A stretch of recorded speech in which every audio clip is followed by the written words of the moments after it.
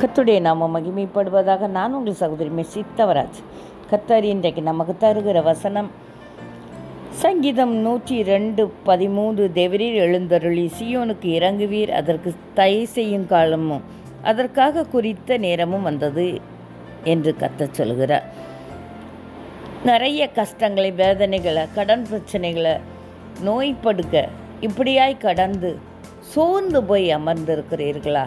இனி என்னால் ஒரு ஸ்டெப் கூட எடுத்து வைக்க முடியாது, ஒரு எட்டு கூட எடுத்து வைக்க முடியாது என்று சொல்லி தேவ சமூகத்தில் அமர்ந்து தேவனிடத்தில் போராடி கொண்டு இருக்கிற சகோதரனே, சகோதரியே, உங்களை பார்த்து கர்த்தர் சொல்கிறார், உங்களுக்கு தயை செய்யும் காலமும் அதற்காக குறித்த நேரமும் வந்தது என்றார்.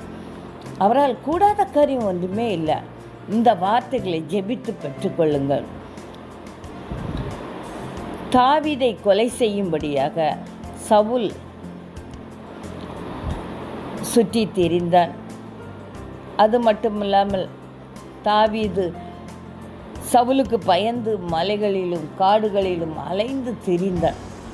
ஒரு காலகட்டத்தில் சவுல் ஒரு போரில் தற்கொலை செய்து கொண்டு மடிந்து போனான். அதே நிமித்தம் கர்த்தர் தாவீதை மரண கண்ணியிலிருந்து விடுவித்தது மட்டுமல்லாமல் சிங்காசனத்தை கொடுத்து ஆசீர்வதித்தார். ஆமாங்க, இன்றைக்கும் கூட உங்கள் வாழ்க்கையில் ஒரு சிங்காசனத்தை தர கர்த்தர் காத்திருக்கிறார். ஒரு இந்து குடும்பத்தில் பிறந்த சகோதரி, அவளுடைய கணவர் இந்த பெண் எனக்கு பிடிக்கவில்லை என்று சொல்லி விவாகரத்து கேட்டு வாங்கி கொண்டார். அது நிமித்தம் அந்த மகள் மிகவும் அழுது தற்கொலைக்கு நேராக ஓடினாங்க. தூக்கு போடுகிற வேளையில் தேவாதி தேவன் அந்த மகளை சந்தித்து மனமாறச் செய்தார். அது மட்டும் இல்லாமல் அந்த மகளுக்கு அநேக வரங்களை கொடுத்து ஆசீர்வதித்தார். அந்த மகளும் ஜெபத்திலும் ஊழியத்திலும் அதிகமாக ஈடுபட்டு வந்தார்கள்.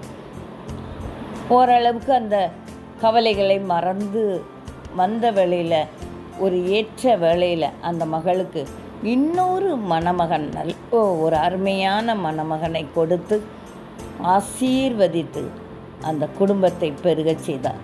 இன்றைக்கு உங்களுடைய வாழ்க்கையிலையும் ஒரு அற்புதத்தை செய்ய கர்த்தர் கடந்து வந்திருக்கிறார். நாம் இந்த வார்த்தையை ஜெபித்து பெற்றுக்கொள்வோம். கர்த்தர் தாம் இந்த வார்த்தையை ஆசீர்வதிப்பாராகாமே.